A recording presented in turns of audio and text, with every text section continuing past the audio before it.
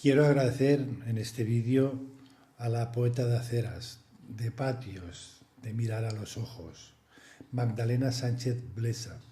Gracias por dar voz a las poesías de San Juan de la Cruz. A Magdalena la podéis encontrar en su Facebook como Magdalena S. Blesa, en su Instagram, Magdalena Sánchez Blesa, o en su correo personal, magdalenasanchezblesa@gmail.com. Gracias, Magdalena, por tu colaboración desinteresada. Gracias a todos por estar aquí.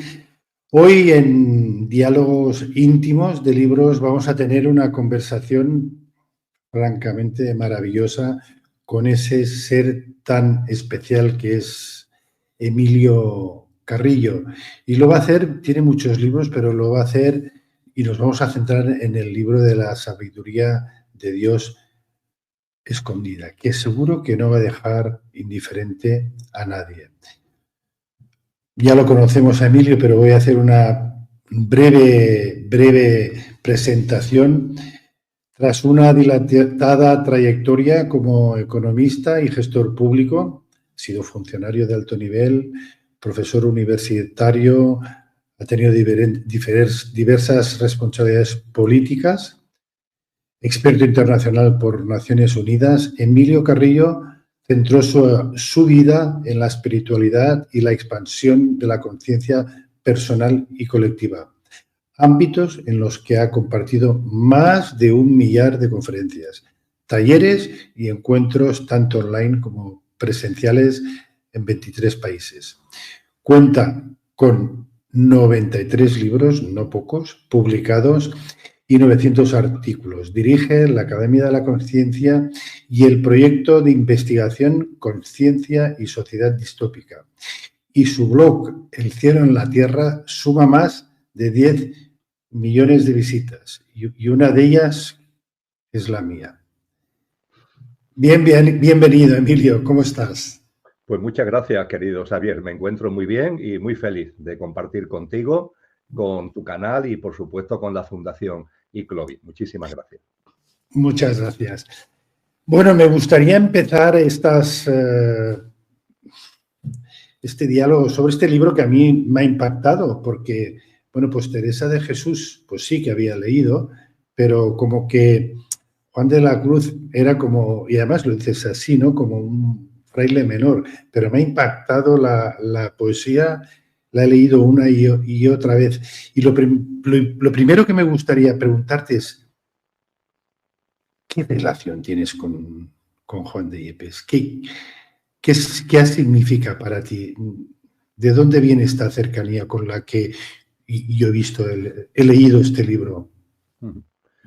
Pues creo que se puede resumir de la siguiente forma, Xavier.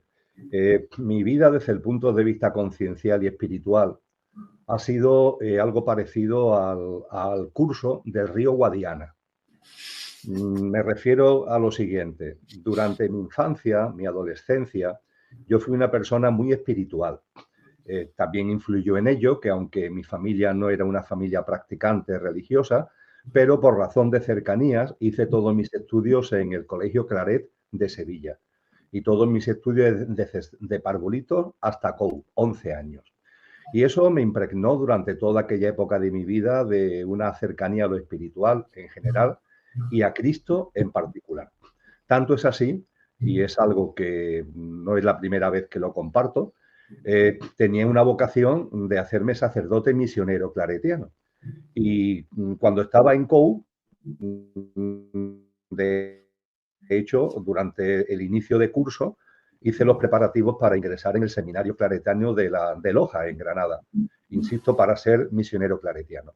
No obstante, aunque tenía 16 añitos, pero tenía la madurez suficiente como para darme cuenta las dificultades que tenía en la gestión de la sexualidad, en la gestión del celibato, querido Javier. Y fue eso precisamente lo que me llevó finalmente a tomar la determinación de no ingresar porque me podía autoengañar y lo que consideraba todavía más grave, engañar a los demás. Así que mi vocación de servicio público la enfoqué por otro lado. Elegí estudios de economía, a partir de ahí en los estudios de economía pues fui delegado de curso, delegado de facultad, empecé también a complementarlo con una actividad política como vocación de servicio público, empecé a dar clases en la universidad como profesor, saqué plaza de funcionario de técnico de la Administración General del Estado y mi vida, a partir de ahí, entró en la fase sumergida del Guadiana desde el punto de vista espiritual, cada vez más alejado de lo espiritual. Yo creo que mantuve siempre la semilla de ser una buena persona, pero en cualquier caso muy alejado de lo trascendente y de lo espiritual. Pero mira por dónde, en febrero del año 2000, en un viaje de los que desarrollaba por entonces con frecuencia a América Latina, en concreto a Uruguay, hubo una serie de circunstancias que no voy a compartir porque nos llevaría todo este espacio, que hicieron que lo espiritual volviera a aparecer en mi vida. Y cada vez con más fuerza, a partir de febrero del año 2000. Es decir, el Guadiana ya salió otra vez a superficie. Durante una serie de años, mi acercamiento a la espiritualidad fue a través de las tradiciones orientales. Y escribí una serie de libros, empecé con los códigos ocultos en marzo del 2005, y escribí una serie de libros espirituales donde la espiritualidad oriental tenía mucho peso. Pero cada vez más la figura de Cristo fue emergiendo con fuerza. Cuando empecé a cambiar mi vida radicalmente desde el punto de vista espiritual, dejando la docencia universitaria, dejando la actividad política, dejando mis labores de consultoría con Naciones Unidas, cuando todo eso lo dejé por completo para comenzar una vida distinta, más acorde con la nueva salida del Guadiana, tuve una experiencia cercana a la muerte. Es decir, tuve un accidente de montaña que me llevó a que mis constantes vitales las perdiera en la UCI de un hospital sevillano. La recuperación fue muy lenta. Estuve 11 meses fuera de cualquier tipo de actividad y una vez que ya volví, entre comillas, a la actividad cotidiana, por así decir, lo crístico me había vuelto a impregnar.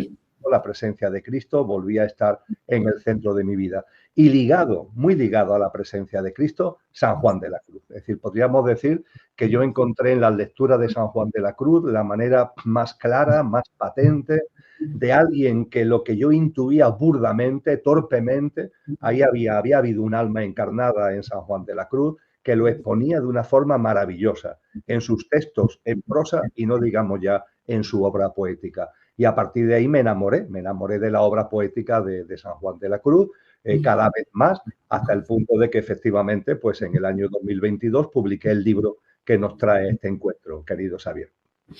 Gran libro. Y bueno, tenemos más de una similitud. Pero en la ECM, ¿sentiste a San Juan de la Cruz? ¿Se lo sentís? En la ECM hay una fase primera en la ECM, una vez que has comprobado que ves que está fuera del cuerpo. Yo entendí que el estar fuera del cuerpo es que había fallecido, es decir, me di cuenta que había fallecido. Digo eso porque a veces cuando hay fallecimiento donde el desencarnado le cuesta trabajo darse cuenta que ha fallecido. Ahí está la película del Sexto Sentido, que esto lo muestra de forma pletórica, ¿no? Yo, sin embargo, percibí que había fallecido, lo acepté con mucha paz y con mucha armonía.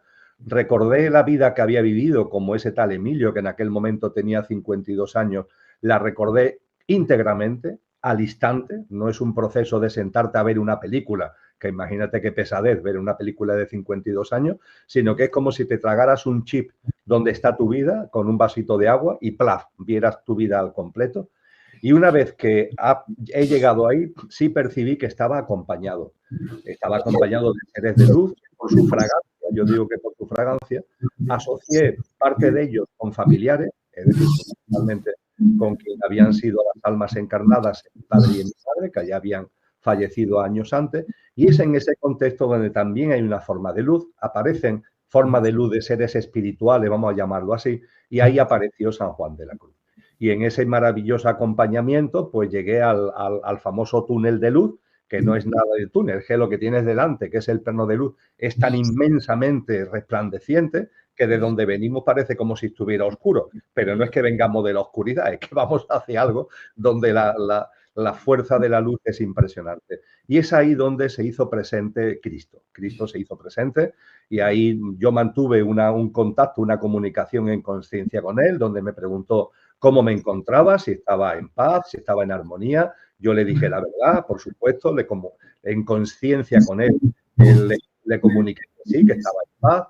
Y a continuación él me expresó, bueno, y si volvieras, ¿también estarías en paz, en armonía? Y yo le contesté que sí. Y las palabras suyas casi literales, tal como yo la recuerdo, es, bueno, pues si es así, entonces vuelve. Y en ese momento volví a estar en la cama de la UCI del hospital recobrando mis constantes vitales. Así que en la FM la presencia de Cristo fue fundamental precisamente para volver y en el contexto del tránsito, del transcurso de la FM, San Juan de la Cruz estuvo presente como una forma de luz que me acompañaba en ese momento tan excelso. Se nota que ahí hay una relación con San Juan de la Cruz. Fíjate, me gustaría proponerte, Emilio, escucharlo, porque aparte de leer tu libro, bueno, con tu libro hay una bibliografía, debo decir, muy interesante. Yo me he leído algunos de los libros que recomiendas, pero si te parece, podríamos escuchar algún trozo de poesía. En una noche oscura, con ansias en amores inflamada, oh dichosa aventura, salí sin ser notada, estando ya mi casa sosegada. A oscuras y segura por la secreta escala disfrazada, oh dichosa aventura, a oscuras y encelada, estando ya mi casa sosegada. En la noche dichosa, en secreto que nadie me veía, ni yo miraba cosas sin otra luz y guía, sino la que en el corazón ardía. Aquesta me guiaba más cierto que la luz del mediodía, a donde me esperaba quien yo bien me sabía, en parte donde nadie parecía. Oh noche que guiaste, oh noche amable más que la alborada, oh noche que juntaste amado con amada, amada en el amado transformada. En mi pecho florido que entero para él solo se guardaba, allí quedó dormido y yo le regalaba, y el ventalle de cedros aire daba. El aire de la almena, cuando yo sus cabellos esparcía, con su mano serena en mi cuello hería, y todos mis sentidos suspendía. Quedéme y olvidéme, el rostro recliné sobre el amado, cesó todo y dejéme, dejando mi cuidado entre las azucenas, olvidado. Bueno, qué bonita, en una noche ¿no? oscura, con ansias en amores inflamada, Perdón, me he colado, que le he puesto, porque a veces la voy escuchando, espero que me perdonen las personas que lo escuchen. Fíjate, me gustaría saber, bueno, primero agradecer a Magdalena Sánchez, que no lo he dicho, Blesa, que luego abajo pondremos y al final su web, que nos recita pues algunos trozos de poesía, algunas poesías para ayudar al canal, y todos nuestros agradecimientos. Te quería preguntar, ¿qué sientes al leer o al escuchar esta poesía? ¿Crees que es necesario? Es una pregunta que yo me he hecho constantemente y creo que sí. Pero bueno, supongo que Buda no, habrá algunos maestros que no, pero ¿crees que es necesario vivir las noches oscuras del alma para crecer espiritualmente, Emilio? Como comparto en el libro, Xavier, a los carmelitas, a los que perteneció San Juan de la Cruz, fundando con Teresa esa reforma del mundo carmelitiano que fueron los carmelitas descalzos, eran conocidos en Andalucía, en aquella época, en el siglo XVI, como los mudos, como los mudos. ¿Por qué como los mudos? Porque no hablaban mucho. Y no hablaban mucho porque explicaban que las grandes verdades, la sabiduría, es inefable. Inefable es un término castellano que utilizamos de muchas maneras, pero que realmente significa que no puede ser expresado con palabras. Y a partir de ahí, si lo que estamos viviendo, lo que estamos sintiendo, lo que estamos sabiendo no puede ser expresado con palabras porque es inefable, pues hacemos bien en estar callados. Yo creo que esto es muy importante tenerlo en cuenta porque es algo que casa con las grandes tradiciones espirituales. También pasa en Oriente. Todo el mundo de los grandes yogis han insistido en la enorme dificultad, todo el mundo del budismo, del hinduismo, del taoísmo, la enorme dificultad de compartir mediante palabras experiencias y vivencias que son trascendentes y espirituales. Ciertamente ha habido yogis que lo han intentado, ha habido maestros y maestras, y yo creo que le tenemos que agradecer enormemente a Juan de Yepes, es decir, a San Juan de la Cruz, el que él, viviendo plenamente esas grandes vivencias espirituales, porque las vivió, ya seguro que en otros poemas vamos a percibir hasta qué punto llegó a vivirlo, él tuvo la enorme generosidad y también la capacidad de expresarlo tanto en prosa como en poesía.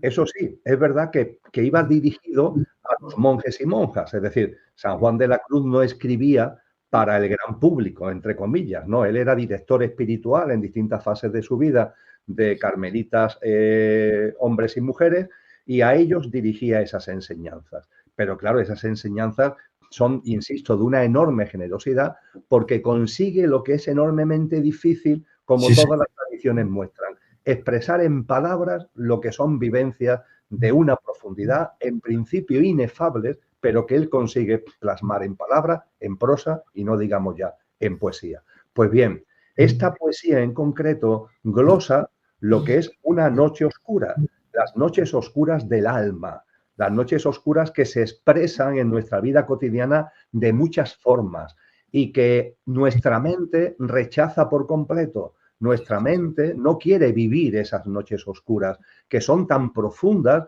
que no son simplemente noches oscuras desde el punto de vista emocional o mental, son incluso ya más allá, son noches oscuras del alma.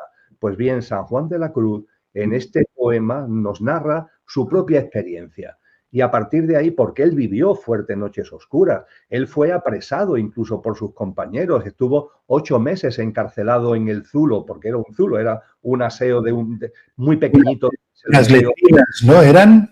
Efectivamente, donde se le metió durante 8 meses y nada más que se le sacaba para hacerle vejaciones, ¿no? Por poner un ejemplo. Aparte de que él, desde el punto de vista de su propia consistencia física, era una persona enfermiza, porque tuvo muchos problemas de hambruna desde niño. Es decir, su padre muere muy pronto, su mamá, que es una especie de tejedora, pues no tiene para vivir, también muere uno de sus hermanos, hay otro que no, que sigue viviendo con él, y él tiene una constitución muy pequeñaja y muy enfermiza. Tanto es así, lo has comentado tú al principio, en un momento determinado, quizás a los que sigan este vídeo se le ha pasado desapercibido cuando se habla de él como medio monje, ¿no? Medio monje. Eso se le debe a Teresa de Jesús, que cuando el destino, la providencia une esas dos grandes almas, en una aparente casualidad, está Teresa haciendo un recorrido con sus fundaciones de conventos de carmelitas descalzas y mira por dónde pasa por la localidad donde Juan de la Cruz está tomando ya los hábitos como sacerdote, está dando su primera misa. Y ahí se encuentran. Y Teresa, que escribía todo en el libro de su vida, donde reflejaba una especie de diario, ¿no?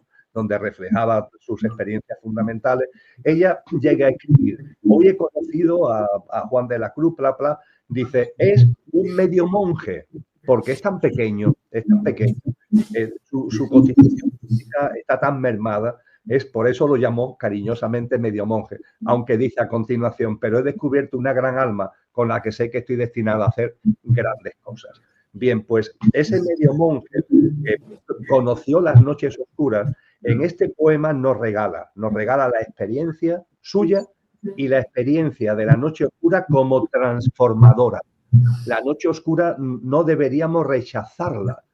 Confiar en la vida, saber que la vida siempre nos abraza, que la vida siempre nos da lo que necesitamos desde el punto de vista no de nuestro pequeño yo, que está siempre ahí con sus miedos y con su egoísmo, sino desde el punto de vista del alma, de lo que el alma requiere, de lo que el alma precisa para expandirse, para agrandarse, para crecer en autoconsciencia, para echar aceite a la lámpara, como dice Cristo Jesús en el capítulo 25 del Evangelio de Mateo. Y para eso aparecen noches oscuras en nuestra vida. Y fíjate el momento culmen de esa poesía donde nos dice: oh noche que guiaste. Fíjate, la noche como guía, no la noche que te pierdes, que te pierdas, que es lo que podemos pensar cuando llega una noche oscura, que nos hemos perdido. No, no, es una guía, oh noche que guiaste, ¿no? Y dice a continuación: oh noche amable, más que la alborada. Estamos en el siglo XVI. Hoy el término amable ha perdido significado. Amable viene del verbo amar y significa algo digno de ser amado. La noche oscura como algo digno de ser amado más que la alborada, que es lo que llama la atención a nuestra mente, ¿no?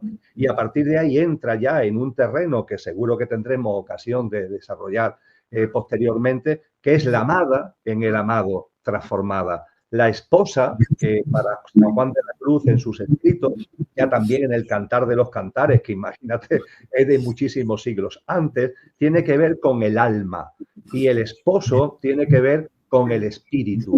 Y el alma tiene un recorrido de ir ganando en autoconsciencia para que, por decirlo de alguna forma, vaya absorbiendo las cualidades de la esencia divinal que es el espíritu. Y ese alma se va transformando, la amada en el amado transformada, gracias precisamente a las noches oscuras.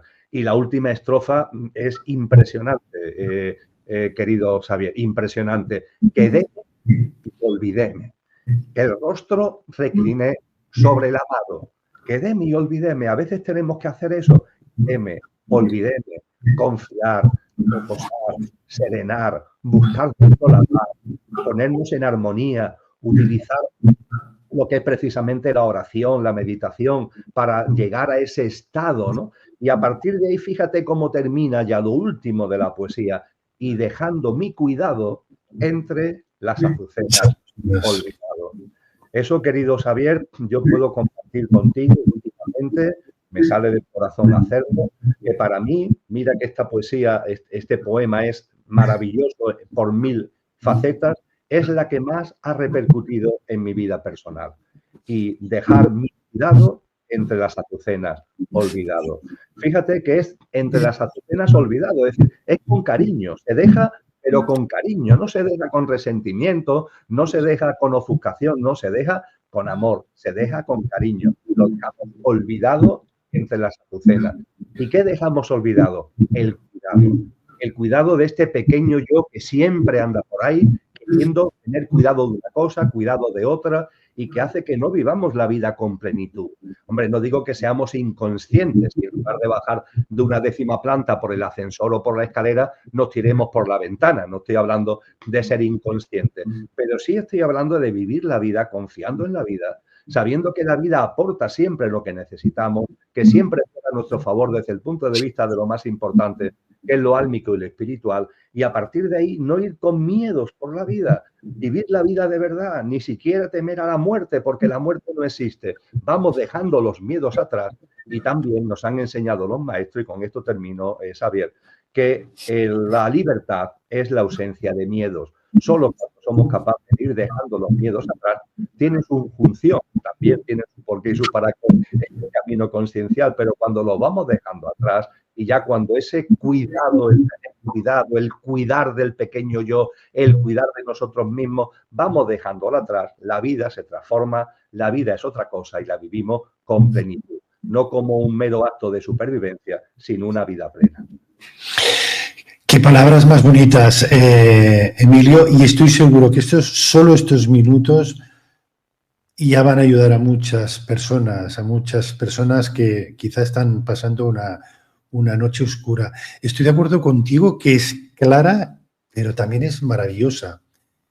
Y he descubierto también que es muy contundente respecto a las noches. He descubierto además, leyendo una carta que escribió pocos meses antes de fallecer, en el 6 de julio del 91. Y si me dejas, no la pensaba leer, pero es que es con tanta contundencia que dices, ¡buah! Ya, seguro que la conoces. De lo que a mí toca, bueno, es esto, está pasando y de alguna manera están criticando a los que le están haciendo, pues causando esta noche oscura, ¿no? Y él responde a esta persona: de lo que a mí toca, hija, no le dé pena, que ninguna a mí me dé. Lo que la tengo muy grande es de que se eche a culpa a quien no la tiene, porque estas cosas no las hacen los hombres, sino Dios, que sabe lo que nos conviene y las ordena para nuestro bien. Fíjate la noche que guiaste, ¿no? Es que lo responde además. ¿No? Es increíble, a mí me ha sorprendido, me sorprende cada vez. Xavier, que esa carta ya es, efectivamente, tú lo has dicho muy bien, ya es en el tramo final de su vida. Hay que recordar que, vamos a decir así, la Inquisición y también los juegos internos, las malas artes que se desarrollan dentro de la orden de los carmelitas descalzos. Es tremendo que esto suceda con tanta frecuencia, ¿no? Movimientos espirituales, pero que se convierten en demasiado humanos. Una vez que desencarna Teresa de Jesús, hay luchas de poder dentro de la orden carmelita y, curiosamente, en las figuras más destacadas, como San Juan de la Cruz, van siendo como orilladas, ¿no? Y en un momento determinado a San Juan de la Cruz se le destierra a México. En buena lid, San Juan de la Cruz tendría que haber fallecido en México. Y de hecho, creo que estaba en ese momento en Granada y él coge el camino para volver a Segovia y preparar el viaje a México. Pero él estaba ya enfermo, ya tenía una enfermedad encima y en el trayecto a la altura de Úbeda no puede seguir, se encuentra muy mal. Y entonces lo acogen en el convento de los carmelitas descalzos de Úbeda, donde el prior le tiene ojeriza, porque está con la otra parte, la parte dominante, por así decir, la que se ha hecho dominante en los carmelitas descalzos. Y le hace la vida francamente difícil en lo que son ya los últimos días de San Juan de la Cruz. Él muere en Úbeda y a partir de ahí se produce este hecho tremendo, ¿no? Que desde Segovia secuestran los restos mortales de San Juan de la Cruz, ¿no? Es una historia que algunos creen que el famoso cortejo fúnebre, ¿no? que Cervantes relata en el Quijote, en una de las partes del Quijote, es precisamente esto, el traslado secreto de los restos de San Juan de la Cruz desde Úbeda hasta Segovia, pasando por Despeñaperro, ¿no? Por toda aquella zona. Y hay muchos autores, muchos expertos que consideran que Cervantes, que en aquella época de su vida también hacía tránsitos por Andalucía, es lo que toma de base en esta parte del Quijote. Pero lo que quiero decir con esto es que San Juan de la Cruz, aparte de lo que hemos compartido antes, esas noches oscuras estuvieron presentes en su vida hasta el último momento, hasta antes de desencarnar. Y la grandeza con la que la vivió, la plenitud con la que vivió, la confianza con la que vivió, el saber que no hay duda ninguna de que todo lo que llega a nuestra vida tiene que ver con lo que nos conviene desde el punto de vista espiritual. Como él dice muy bien, Dios sabe lo que nos conviene. No tengo ningún tipo de dudas al respecto. Esto es maravilloso y creo que es una lección vivida, sentida, directa, que Juan nos ofrece a todos. Bueno, qué bonito compartir este rato. Bueno, vamos a poner otra que a mí, y creo que a quien no conozca a San Juan de la Cruz, impacta, ¿eh? Es un trozo que a mí me impactó cuando la leí y digo, ¡guau! Debajo del manzano, allí conmigo fuiste desposada, allí te di la mano y fuiste reparada, donde tu madre fue violada. Bueno, yo debo decirte que con Juan de Yepes he descubierto un Dios muy diferente al que me enseñaron en la iglesia. He descubierto el Dios que vi en mi experiencia cercana a la muerte, pero he descubierto otras cosas. He descubierto también a un ser humano frágil. Y la verdad que aquí me surgen muchas preguntas, porque al final no sé si el ser humano tiene esta fragilidad de Juan de Yepes o es el ser humano culpable de Agustín, de San Agustín, o son las dos cosas a la vez.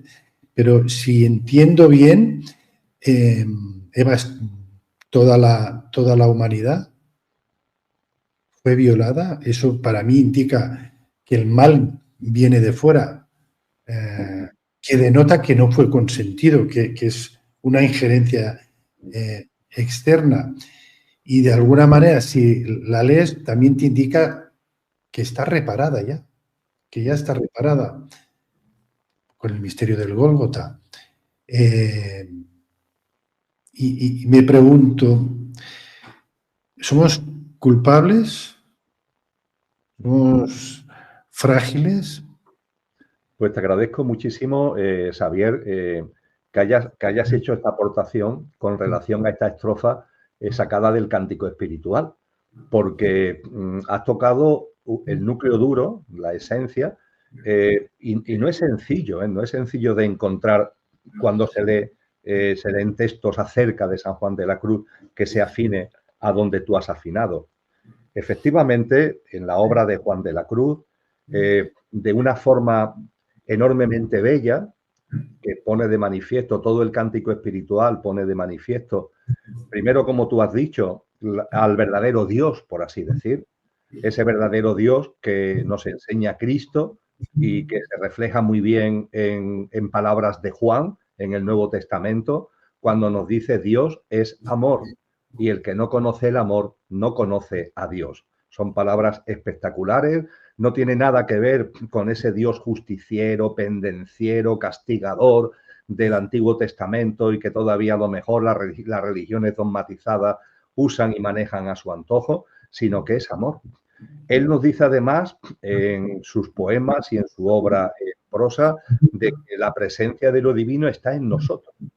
La divinal esencia es como él lo llama, ¿no? No sé si en algún momento harán mención a un poema que es una experiencia de meditación alta, que es la de Toda ciencia trascendiendo, y precisamente en esa Toda ciencia trascendiendo termina diciendo, y si lo queréis saber, consiste esta suma ciencia en un subido sentir de la divinal esencia. Esa divinal esencia que en nosotros está en el espíritu, ese espíritu que está en el centro del alma y, como decimos anteriormente, el alma debe irse impregnando, ¿no? Llama de amor viva, debe irse incendiando con la fuerza del espíritu, de la divinal esencia que está en su centro. Ese es el camino espiritual que él maneja y expresa preciosamente.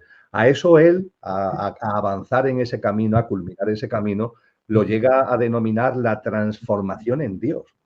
No me extraña que la Inquisición y algunos hermanos de orden pues se enfadaran, por decirlo de alguna manera, ¿no? En una carta a su gran amiga, que lo seguía mucho, una viuda segoviana que conoció en Granada, Ana de Mercado Peñalosa, explicándole precisamente el poema Llama de amor viva, le dice Juan a Ana, le dice la transformación en Dios, hablando, fíjate, de la transformación en Dios. Dice literalmente esa carta de puño y letra de Juan de Yepes. El más perfecto grado de perfección a que en esta vida se puede llegar, que es la transformación en Dios. La transformación en Dios, ¿qué significa? No se trata de caer en la soberbia, de creernos Dios, no. Estamos hechos a imagen, semejanza de lo divino. Y de lo que se trata es de que en nuestra experiencia humana, esa semejanza latente la hagamos patente. La semejanza latente la hagamos patente. Si conseguimos hacerla patente, eso es la transformación en Dios.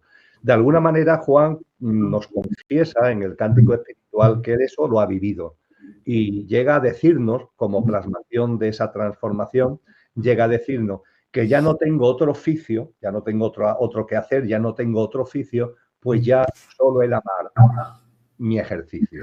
Ciertamente, cuando la semejanza latente se convierte en patente y se experimenta la transformación en Dios, como Juan de la Cruz logró vivirla, ¿qué queda por hacer? ¿Cuál es el ejercicio en la vida? Pues amar, tienes que amar, ¿no? Siguiendo además los pasos de Cristo, que en el propio cántico espiritual, él resume con una estrofa que dice, pasó por estos sotos con presura y yéndolos mirando con solo su figura, vestidos los dejó de hermosura. A eso estamos llamados, desde el punto de vista de nuestra transformación en Dios, a amar, a vestir todos de hermosura con nuestra presencia, con nuestro paso ligero, ¿no?, por esta experiencia humana. Y cuando todo esto lo vamos poniendo en blanco sobre negro, aparece un hecho que es crucial para entender a Cristo y el cristianismo, que es esa violación a la que tú acabas de hacer mención leyendo esa estrofa del cántico espiritual. Tiene que ver con el pecado original, con el pecado original. Y la palabra pecado es muy importante que esto se recuerde una y mil veces, porque también ha sido manipulado por las religiones dogmatizadas. La palabra pecado, si nos vamos a los textos originales que están escritos en griego clásico del Nuevo Testamento, etcétera, nos encontramos que la palabra significa alejamiento. Es una palabra griega clásica que significa alejamiento. La usa Platón, por ejemplo, cuando tiras una flecha y no da en la diana. Y no solamente no da en la diana, sino que sigue y se aleja. El alejamiento. ¿El alejamiento de qué? De la divinidad y de lo sobrenatural.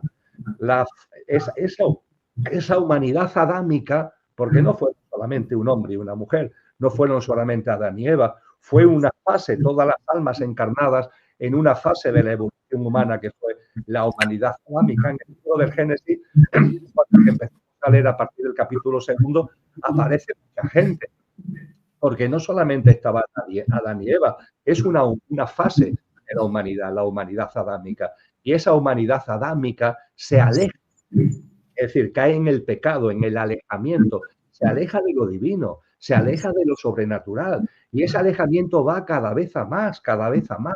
Es cierto que ese alejamiento tiene como un factor de motivación, que es una intuición involutiva. Los seres espirituales involutivos que también están aquí con nosotros.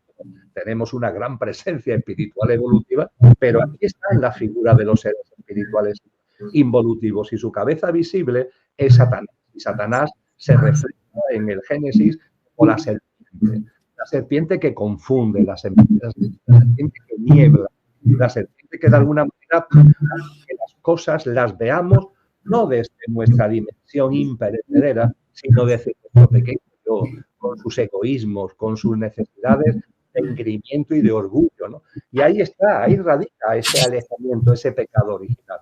Y la presencia de Cristo, la encarnación de Cristo, por amor, volvemos a va dirigido precisamente a el rescate, no es la palabra que se utiliza en el Nuevo Testamento.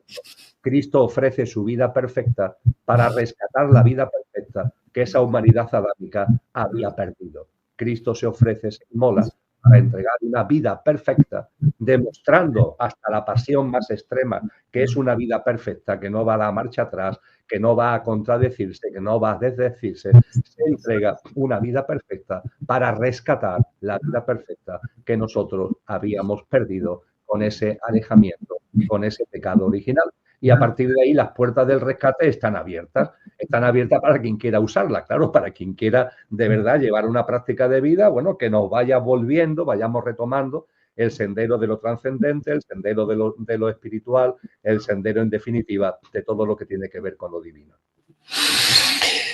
Bueno, muchas gracias por esta respuesta. Ha respondido parte de la próxima poesía, del próximo trocito, pero lo escuchamos porque me ha surgido una pregunta con tu último comentario. A ver si lo hago bien ahora. ¿Dónde te escondiste, amado, y me dejaste con gemido? Como el ciervo huiste, habiéndome herido. Salí tras ti clamando y eras ido. Fíjate, aquí hay cierto sentido de abandono, ¿no? Decíamos que la visión de Dios es diferente en Juan de la Cruz, pero la visión del hombre también. Aquí hay cierta... ¿Dónde te escondiste, amado? ¿Qué le ha pasado al ser humano? Este alejamiento es vulnerable el hombre, pero también lo veo a un Dios vulnerable. Ya lo vi, en cierta manera, cuando mi última vez que releí la Biblia, ¿no? Y la vi además contigo, hiciste una reflexión y digo, bueno, pues es verdad, no había caído en esto. En la parábola del hijo pródigo, el padre está esperando. No está trabajando en el campo y lo ve, que sería lo normal, ¿no? En una palabra. Ahí, ¿qué le pasa? ¿Qué le ha ocurrido al ser humano? Porque dice, ¿dónde te escondiste, amado? Tiene un paralelo con Santa Teresa de Jesús también. Sin duda ninguna. Podríamos decir que el amor, que volvemos a insistir, que dicho de una forma coloquial es la cualidad fundamental de la divinidad. El amor impregna todo lo creado. Y como el amor impregna todo lo creado, podríamos decir que todo lo creado tiene un sentido. tienen un sentido. La vida tiene un sentido, la creación tiene un sentido. ¿Por qué? Porque procede de lo mismo. Y ese algo que de donde procede es lo que los orientales llaman el principio primordial, el Tao. El vocábulo en chino antiguo, el Tao, es el impulso. Todo tiene el mismo impulso, el mismo principio que todo lo impulsa. Y por tanto la vida tiene un sentido. Pero como todo lo creado se basa en el amor, frente a ese sentido de la vida puede ser vivida alineados con el sentido de la vida o a contramano del sentido de la vida. Esa es la realidad que tenemos cada uno de nosotros en cada momento de nuestra existencia. Podemos vivir alineados con el sentido de la vida o a contramano del sentido de la vida. Cuando nos aferramos a nuestro pequeño yo efímero y pasajero, eso que antes o después va a fallecer. Cuando nos aprisionamos ante sus gustos y sus disgustos, ante sus querencias y ante sus rechazos. Cuando nuestra vida se basa en el egoísmo y en el egocentrismo proveniente de ese pequeño yo, etcétera, etcétera, nos alejamos del sentido de la vida. Y, por tanto, podemos decir también, aislando con lo que antes compartíamos, que cuando lo trascendente, lo espiritual, nos vamos alejando de todo ello, nos estamos alejando del sentido de la vida. Esto es lo que le pasa en la parábola que tú has mencionado, es lo que le pasa al hijo pródigo, ¿no? El hijo pródigo que está con el padre, hay un momento determinado que dice, padre, dame la herencia, que es la parte que me corresponde porque yo quiero vivir mi vida, ¿no? Y se produce el alejamiento, Ese alejamiento podríamos decir que es el pecado, entre comillas, no el pecado original que tuvo un momento concreto en la evolución humana, pero es la figura del pecado. ¿Y el padre qué hace? El padre no le retolica, el padre, Dios en definitiva, no cuestiona que podamos ponernos a contramano del sentido de la vida, porque la creación es amor, no hay una dirección obligatoria. No, puede circular en un sentido o en el otro, alineados con el sentido de la vida o a contramano del sentido de la vida. El amor, el ordo amoris, lo llamó San Agustín, todo eso lo permite. El Tao, eso lo permite. Por eso, precisamente, en la simbología oriental es el yin-yang, ¿no? La simbología del Tao, el blanco y el negro dentro de un círculo, para poner de manifiesto que dentro de lo mismo, sin embargo, están esas dos facetas, las dos grandes formas de vivir la vida. Y en el hijo pródigo se aleja del padre. ¿Qué es lo que hace que el hijo pródigo se replantee las cosas? Lo que hablábamos antes, Xavier, las noches oscuras. El hijo pródigo se gasta su herencia y empieza a pasarlo mal. Y el pasarlo mal hace que, de alguna forma, empiece a reaccionar. Y hay un momento determinado que toma la decisión de volver al hogar, de volver al padre. Y como tú recordabas muy bien, este punto de la parábola es crucial. Dice la parábola que el padre lo estaba esperando. ¿Por qué? Porque Dios siempre, lo divino siempre nos está esperando. ¿Cómo nos puede esperar si constituye nuestro verdadero ser, nuestra verdadera esencia? Decían los antiguos en sus postulados metafísicos fundamentales, hablando de Dios lo llamaban aquello, para no encapsularlo en ningún término, ¿no?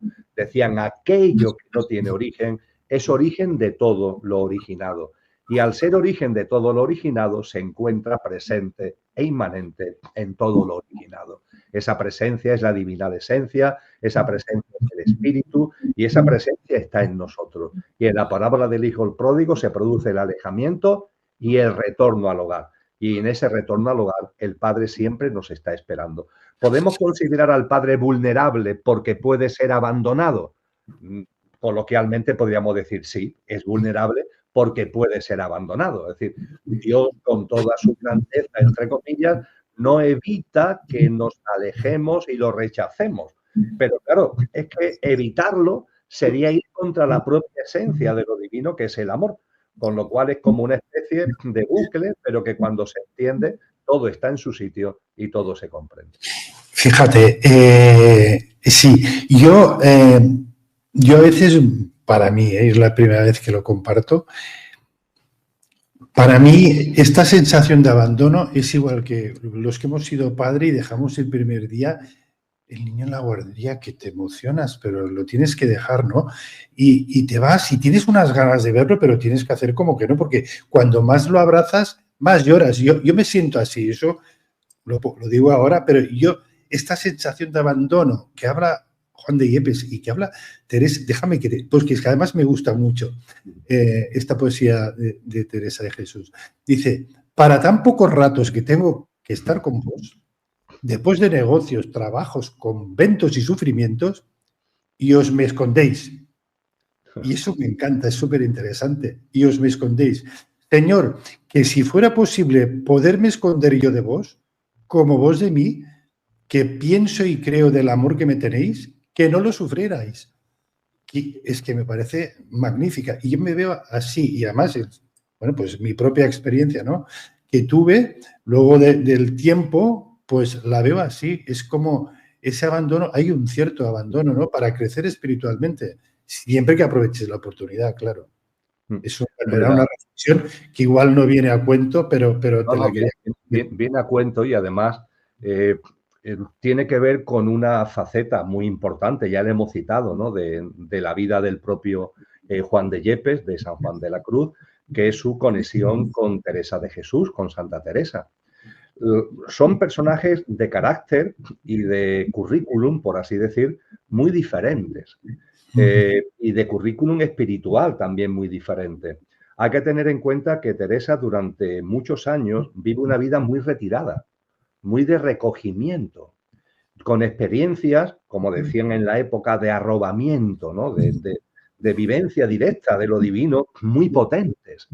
Pero tiene también una llamada, la llamada a que ese recogimiento, todo lo que ha sembrado, todo lo que ha recogido y cosechado a través de ese recogimiento, lo plasme en la vida cotidiana, una llamada a la acción, por así decir, que efectivamente en la espiritualidad la interiorización no tiene que estar reñida con la acción exterior, lo que Siddhartha Gautama Buda llamó la acción correcta o la acción consciente. Pero es verdad que a Teresa le costó trabajo el dar ese paso y ella a veces echaba en falta de que cuando ya estaba inmersa en la acción consciente y buscaba ese arrobamiento, no lo hallaba, no lo encontraba, ¿no? Que es lo que ahí se pone de manifiesto en lo que tú has leído. Y ahí Juan de Yepes, San Juan de la Cruz, yo creo que al igual que Teresa le aportó muchas cosas, Juan de Yepes le aporta algo muy importante a Teresa, ¿no? Y la llama un poco al orden. Y la llama al orden en el sentido que le viene a decir, hombre, que lo del arrobamiento, que lo vaya dejando en un segundo lugar, porque hay tanto que hacer espiritualmente, hay tanta labor que desarrollar espiritualmente. Y se lo está diciendo una persona que Teresa sabía perfectamente que llegaba a niveles de meditación, de alta contemplación, como en el lenguaje de San Juan de la Cruz, el samadhi oriental, la plenitud de la meditación en el lenguaje de San Juan de la Cruz es la alta contemplación, lo que en el lenguaje de Teresa de Jesús es éxtasis, y Teresa sabía que Juan vivía esos estados de alta contemplación. Y viene de él precisamente esa llamada, por así decir, a su querida Teresa para decir, Teresa, lo del arrobamiento está bien, pero tienes que ser consciente de que hay un camino que tenemos que desarrollar, que hay un quehacer hacia los demás que tenemos que entregar. Y yo creo que ahí la aportación de Teresa fue realmente importante. Yo veo ahí, Xavier, a dos almas con mucha fe, que se encuentran, evidentemente, no por casualidad.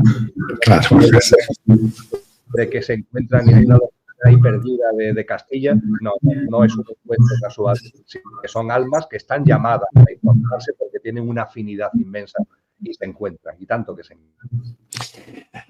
Ay, que me encanta compartir esta tertulia contigo. Bueno, vamos a la cuarta. La cuarta es como todas, maravillosa, y además va ligado a lo que has dicho para mí de la acción consciente, la naturaleza, la reverencia por la vida. Las montañas, los valles solitarios, nemorosos, las ínsulas extrañas, los ríos sonorosos, el silbo de los aires amorosos, la noche sosegada, en par de los levantes de la aurora, la música callada, la soledad sonora, la cena que recrea y enamora.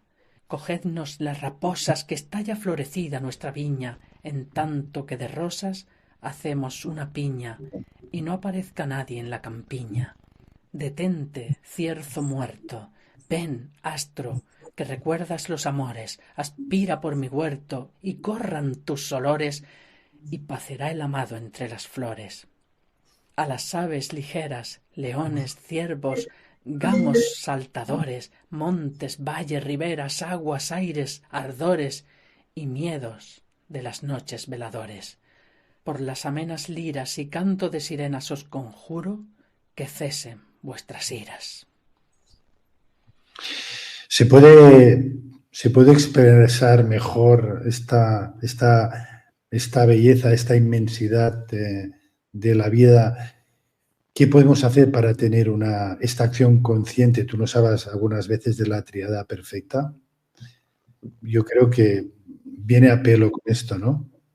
Viene a pelo la confianza en la vida, que es el primer pilar de la tríada perfecta. Confianza en qué, en la vida, ya lo hemos compartido antes. El segundo pilar, aceptación. Aceptación es resignación, no es encogerte de hombro, me tengo que aguantar. No. La aceptación es fruto. Ahí te has quedado. Hola, ¿ahora Javier? Te has quedado. Si puedes repetir lo último. Sí, claro. ¿Me escuchas bien ahora, verdad? Ahora sí. Perfecto. El primer pilar de la tríada perfecta es la confianza en la vida. El segundo pilar es la aceptación.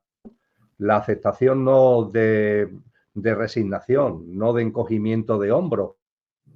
No tengo otro remedio que aguantarme, no es eso. Es una aceptación que viene de la confianza en la vida y el no juicio que va ligado a esta aceptación. Y toda esa tríada desemboca en la acción consciente de la que hemos hablado hace un momento. Una acción que se trata de vivir la vida, como recordando lo que antes del cántico espiritual, pasar por estos sotos. Hay que pasar por estos sotos, pero hay que hacerlo de una manera consciente para que solo mirándolo, no solo con nuestra figura, irlo dejando vestido de hermosura. Y claro, San Juan de la Cruz, que ha vivido, está experimentando esa transformación, ¿qué es lo que le sucede? Le sucede lo que la mística nos ha enseñado siempre, terminado en el camino espiritual, que muchas veces llegamos a él, como hemos compartido después de las noches oscuras, donde empezamos a ver a Dios en todas las cosas. Empezamos a ver a Dios en todas las cosas. Y es ni más ni menos que el prolegómeno, el preámbulo, para ver todas las cosas con los ojos de Dios, que ya sería el culmen de la experiencia mística. Ver a Dios en todas las cosas y ver todas las cosas con los ojos de Dios, de la divinidad que como semejanza tenemos en nosotros.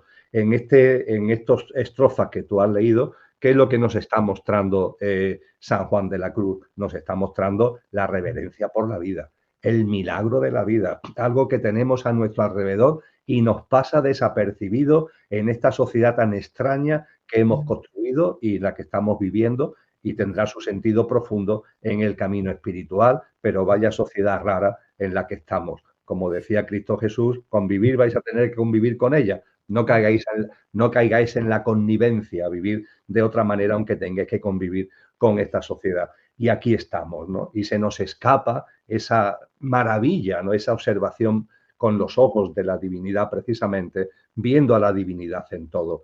Esto, el Premio Nobel de la Paz, Albert Schweitzer, Premio Nobel de la Paz del año 1952, lo denominó reverencia por la vida. Reverenciar a la vida en todas sus manifestaciones, en todas sus plasmaciones.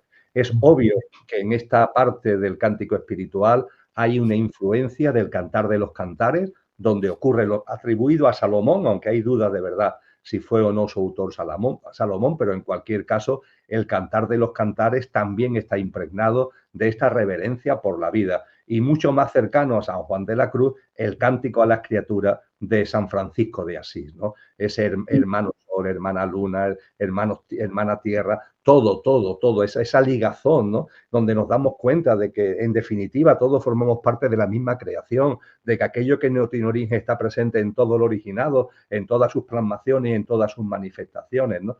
Y esa reverencia por la vida, a mí me gusta insistir mucho en ella, cuando precisamente a veces, Xavier, ligándolo a lo que antes compartíamos, estamos más metidos en la noche oscura. Lo he compartido con muchos conocidos, con muchos amigos y amigas que están en el momento más duro del duelo, en el momento más duro de la noche oscura del alma. acércate a la naturaleza. Lo que no encuentras en ti todavía y lo que no encuentras en los demás, acércate a la naturaleza. Contempla el milagro de la vida en lo chico y en lo grande, en el sol y en el insecto, en la montaña y en la planta. Contempla la maravilla de la vida. Y me consta que a muchas personas esa contemplación, esa reverencia a la vida le ha permitido salir para que esa noche oscura se le vaya sacando jugo en el sentido que hemos compartido.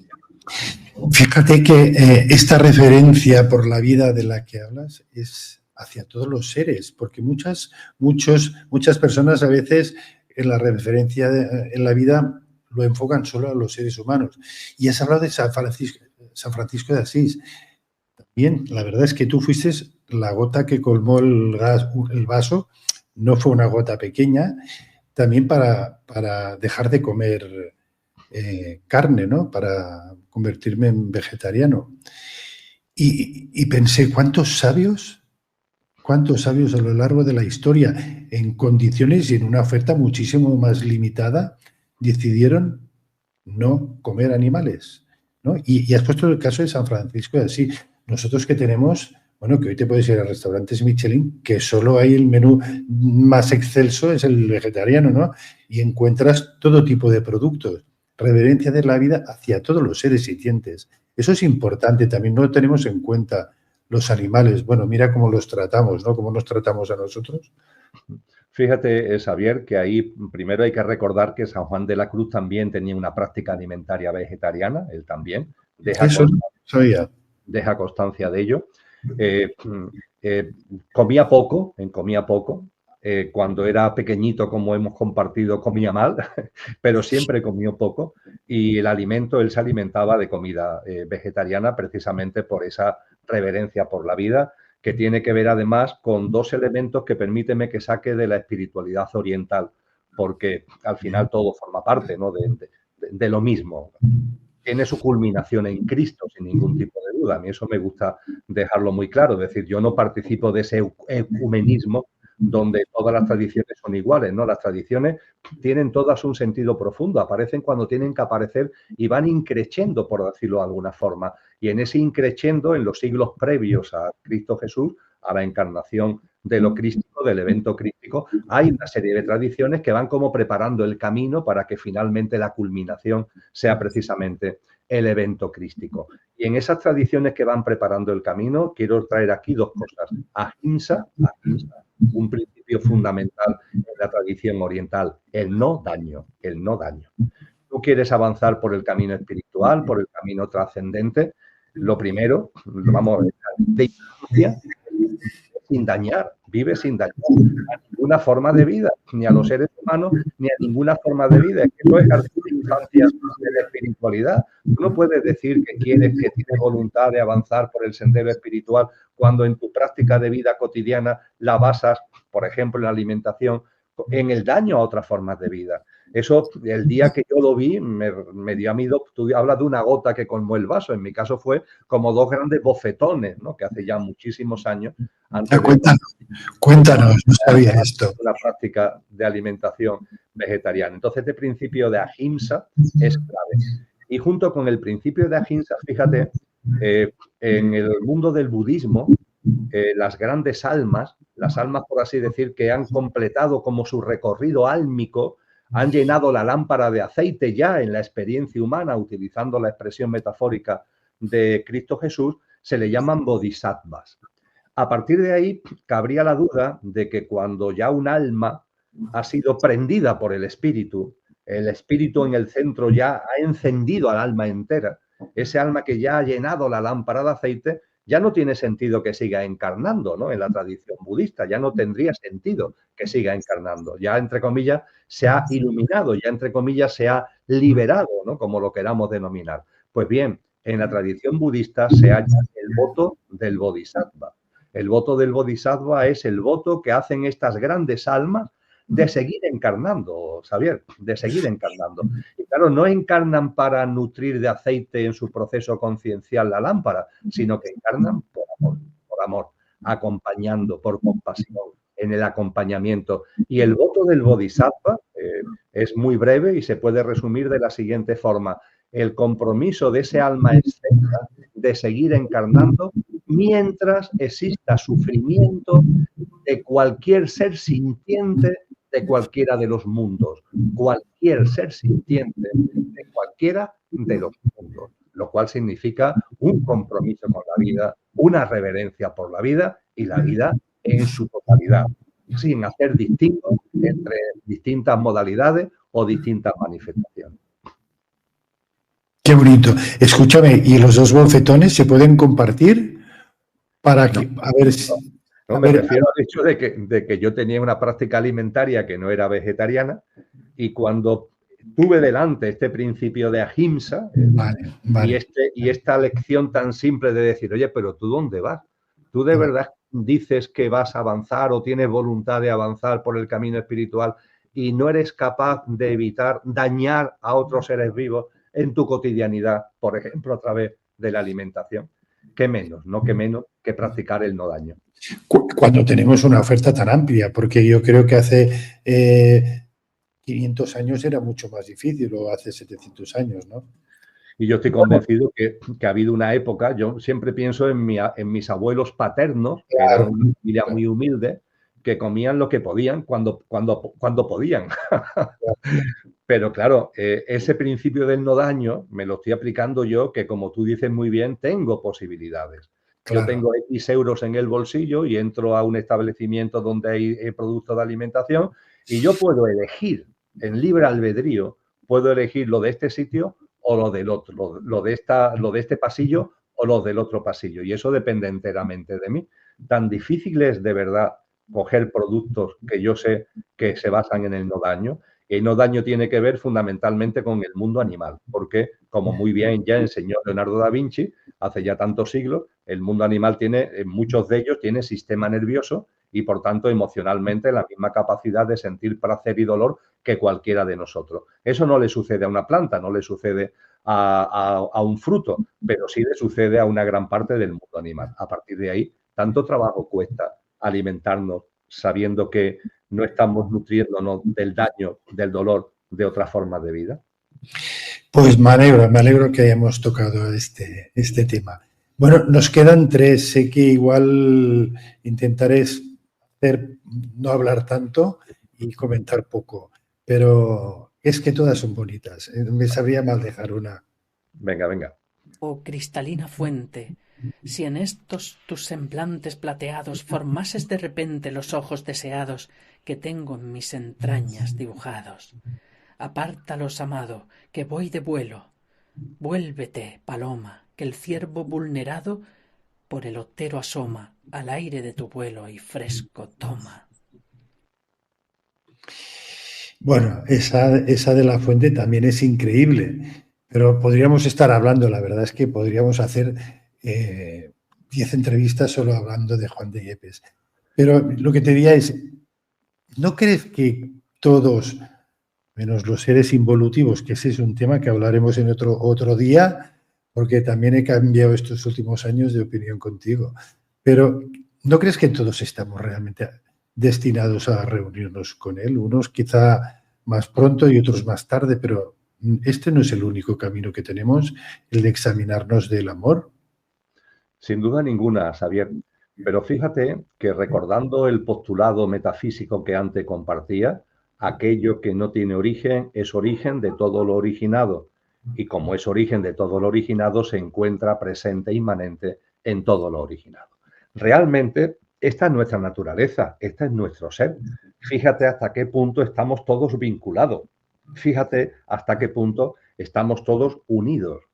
Eso de que somos uno, que se utiliza mucho actualmente, no tiene que ver con nuestra personalidad, con nuestro pequeño yo.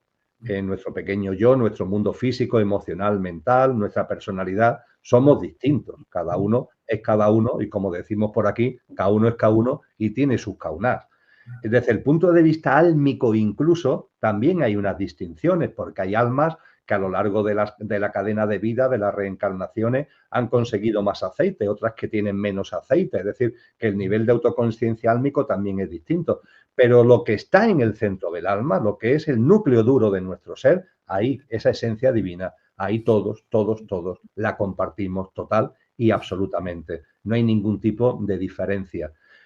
Lo que sí estamos llamados, ya lo hemos compartido antes, es que a esa semejanza que tenemos latente la hagamos patente.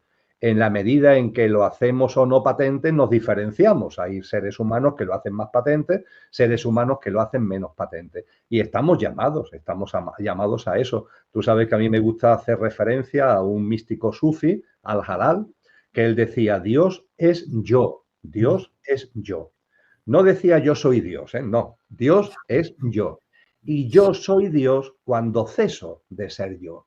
Entonces se cierra el círculo, entonces se produce el retorno al hogar, entonces se produce la vuelta al Padre. Dios es yo y yo soy Dios cuando ceso de ser yo. Cesar de ser yo significa trascender, ir más allá de tu pequeño yo, el percibir que tenemos una esencia imperecedera, que eso sí, que lo efímero que hay en mí, este tal Emilio es magnífico, pero que aquí está encarnado algo que es imperecedero y que lo lógico es que este tal Emilio no tenga olvidado a lo imperecedero que está encarnado en él, sino todo lo contrario, que lo imperecedero que está encarnado en él tome el mando consciente de este tal Emilio para que Emilio lleve a la práctica lo que realmente es. Y a partir de ahí se produce la vuelta al hogar. Pues es que lo vas hilando todo perfectamente con la próxima, porque ya para pasar esto tienes que nacer de nuevo. Vamos a escucharla. Del verbo divino la Virgen preñada viene de camino, si le dais posada. Hay que dar posado a lo crístico. Este es el mensaje villancico. que hay que empezar de nuevo.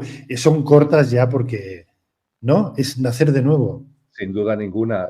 Xavier, este que acabamos de escuchar es un villancico, entre comillas, un romancillo, un villancico de San Juan de la Cruz.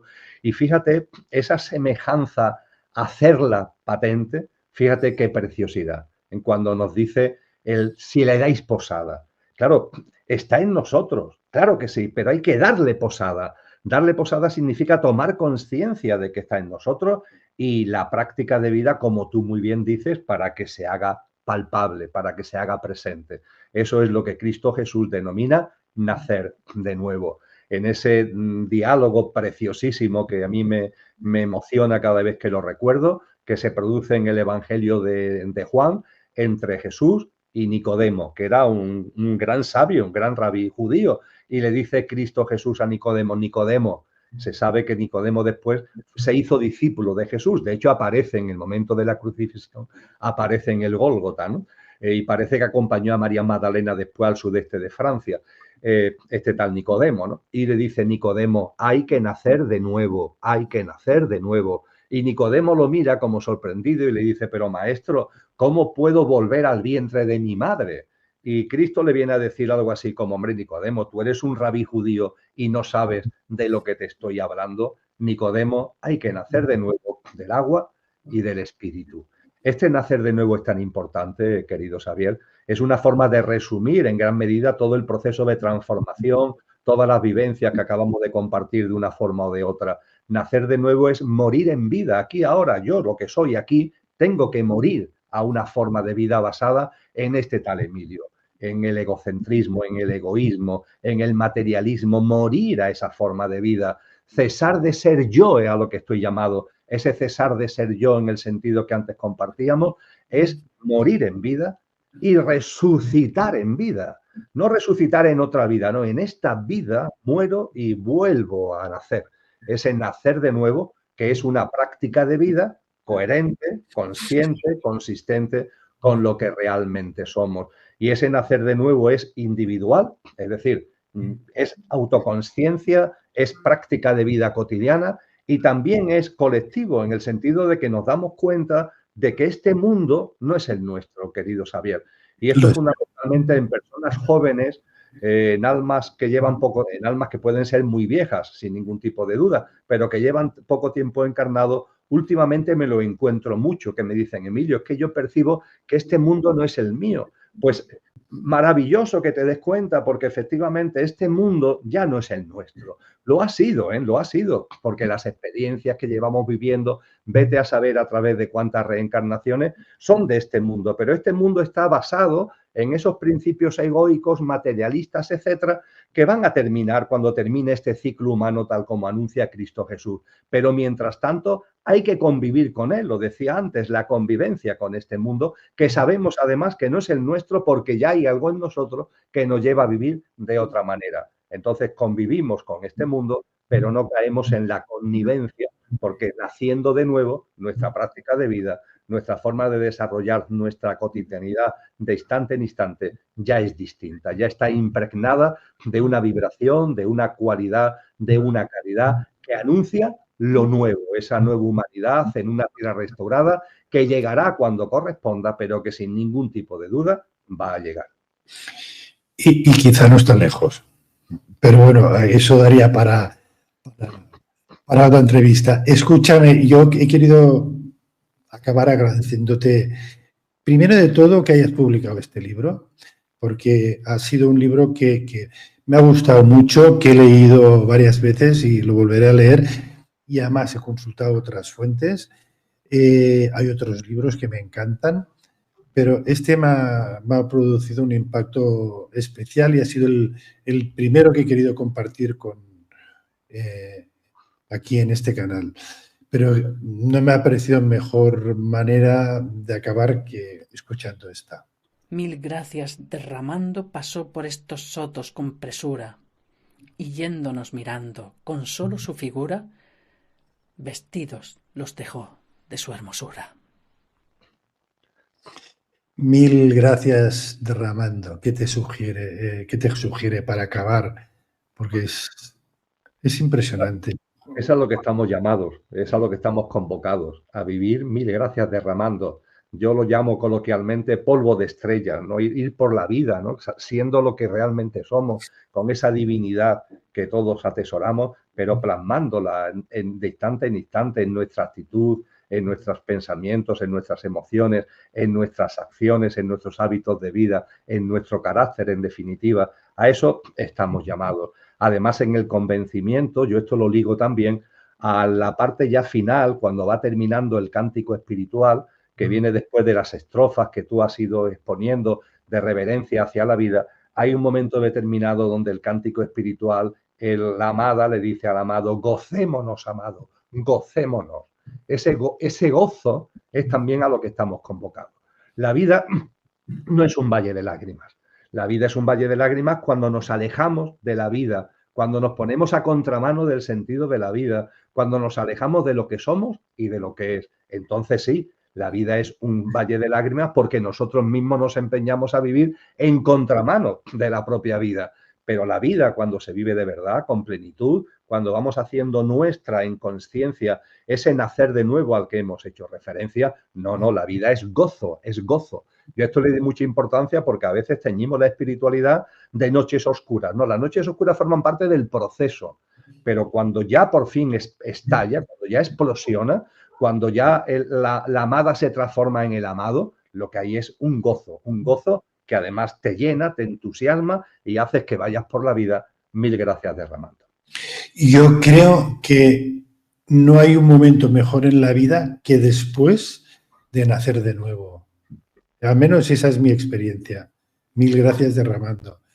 Mil gracias a ti, Emilio. Seguiría hablando y bueno, estoy muy contento de haber tenido esta charla contigo. Espero que los oyentes les haya gustado mucho también. Y nada, sigue escribiendo. Espero verte pronto. Y si no, pues seguiremos aquí online, que también está muy bien. Gracias por aguantar aquí estoicamente. Para mí ha sido, de verdad, ha sido un placer, Xavier. Compartir contigo lo es. Compartir contigo sobre San Juan de la Cruz ya es la releche. Así que muchas gracias. Muchas gracias.